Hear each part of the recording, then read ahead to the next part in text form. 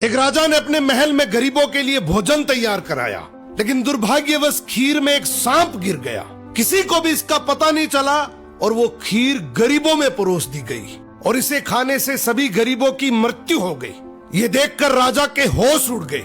उसे लगा कि उस पर गरीबों की हत्या का पाप लग गया। पश्चाताप में वो अपना महल और राज्य छोड़कर जंगलों की ओर निकल पड़ा। उसने सोचा कि शायद तपस्या से उसे इस पाप से मुक्ति मिल सके।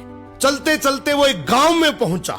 गांव के चौपाल में बैठकर उसने पूछा कि क्या इस गांव में कोई ऐसा परिवार है जो सादा जीवन और भक्ति में विश्वास रखता हो। गांव वालों ने बताया कि यहाँ एक भाई बहन रहते हैं जो बहुत ही सादगी और भक्ति से जीवन बिताते हैं। राजा उसी घर में ठहर गया। अगली सुबह राजा ने देखा कि वो लड़की ध्यान में बैठी हुई है। आमतौर पर वो जल्दी उठकर घर का काम और नाश्ता बना लेती थी, लेकिन उस दिन वो काफी देर तक ध्यान में लीन रही।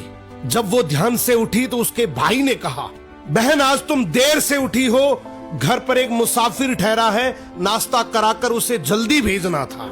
लड़की ने शांति से कहा, भैया ऊपर धर्मराज के दरबार में एक बहुत उलझा हुआ मामला चल रहा था, उसी पर ध्यान लगा था, इसलिए देर हो गई। भाई ने पूछा, कैसा मामला?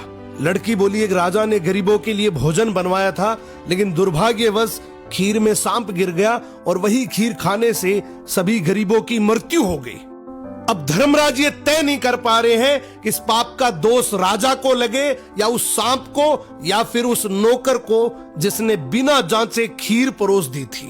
राजा ने प्रार्थना की, क्या मैं एक रात और यहाँ रुक सकता हूँ? भाई बहन ने अनुमति दे दी। उधर गांव की चौपाल में दिन भर लोग बातें करते रहे कि पता है फला राज्य के राजा ने अपने राज्य के गरीबों को हटाने के लिए उन्हें जहरीला भोजन खिलाकर मरवा दिया। बिना सच जाने लोग निंदा करते रहे।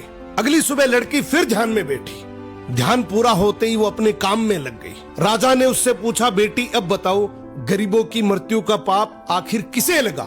लड़की ने शांत स्वर में कहा, वो पाप उन लोगों को लगा जो चौपाल पर बैठकर बिना सच जाने निंदा कर रहे थे। राजा की आंखें भर आई, ये जानकर कि वो इसका दोषी नहीं है। जिंदगी में याद रखना, दूसरों के पाप गिनने वाला इंसान अक्सर अपने सर पर सबसे बड़ा पाप उठा लेता है।